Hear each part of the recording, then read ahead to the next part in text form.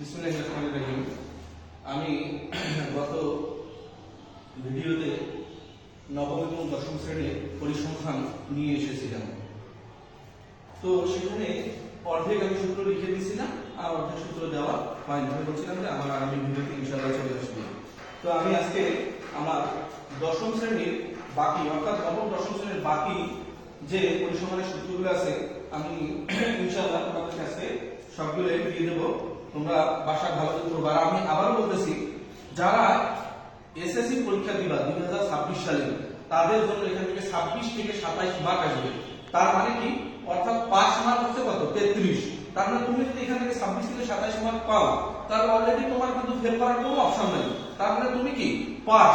অতএব তোমাকে এই অধ্যায়টা সবথেকে বেশি গুরুত্ব দিতে হবে, যেন এখান থেকে তোমার 1 মার্কও ছুটে না যায়।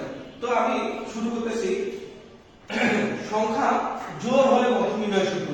সংখ্যা জোড় হলে ধরো 20, 30, 40 এরকম সংখ্যা যদি থাকে তাহলে তার সূত্র হচ্ছে n ভাগ 2 ও n ভাগ 2 প্লাস 1 তম পদ।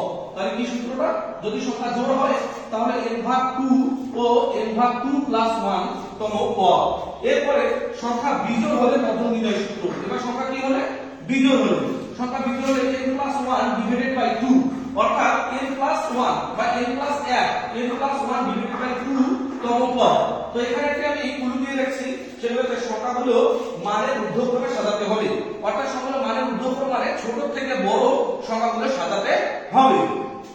এরপর 3 নম্বর আমি লিখছি, অজীব রেখা অঙ্কন করতে বললে কলাম হবে 3টি। কয়টা কলাম হবে? 3টা। কি রেখা? অজীব রেখা। মনে রাখবা, খুবই গুরুত্বপূর্ণ এটা। অজীব রেখা অঙ্কন করতে বললে কলাম হবে 3টা। সেই 3টা কি কি? শ্রেণীব্যক্তি, গণসংখ্যা, ক্রমযোজিত গণসংখ্যা। তাহলে কি কি? শ্রেণীব্যক্তি, গণসংখ্যা, ক্রমযোজিত গণসংখ্যা। এরপরে আয়তলেখ অঙ্কন করতে বললে কলাম হবে 3টি। তাহলে আয়তলেখ অঙ্কন করতে বললেও কলাম হবে 3টি। তাহলে কি কি? শ্রেণীব্যক্তি, অবিচ্ছেদ্য শ্রেণীসীমা, গণসংখ্যা। তাহলে কি কি? শ্রেণীব্যক্তি, অবিচ্ছেদ্য শ্রেণীসীমা, গণসংখ্যা। এরপরে 5 নম্বর আমি ধরে নিয়েছি, বহুভুজ অঙ্কন করতে বললে কলাম হবে 3টি। তাহলে বহুভুজ অঙ্কন করতে বললেও কলাম হবে 3টি। কি কি? শ্রেণীব্যক্তি, গণসংখ্যা। তাহলে শ্রেণীব্যক্তি, গণসংখ্যা কয়টা পেলাম? 2টা। এরপর আছে মধ্যমান বা মধ্যবিন্দু। তুমি যে কোনো একটা লিখতে পারো, মধ্যমানও লিখতে পারো, মধ্যবিন্দুও লিখতে পারো।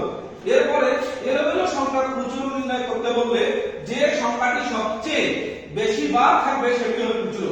এলোমেলো সংখ্যা কি? মানে ধরো 5, 10, 7, 18, 20, 22, 24, 27 এই নিয়মে ধরো যদি খুচরো তোমাকে নির্ণয় করতে বলে, ধরো যে 15 সংখ্যাটা আছে 5 বার, তার মানে খুচরো হবে 15।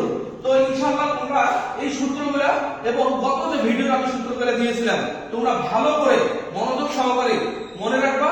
আর আগামীতে আমার এই ভিডিও অর্থাৎ এই অধ্যায়ে আমি অঙ্ক নিয়ে চলে আসবো তোমাদের মাঝে। তোমরা মনোযোগ সহকারে দেখবা এবং আমার এই ভিডিওগুলো কমেন্ট, লাইক, শেয়ার করে দিবা এবং আমার পাশেই থাকবা। ধন্যবাদ সবাইকে।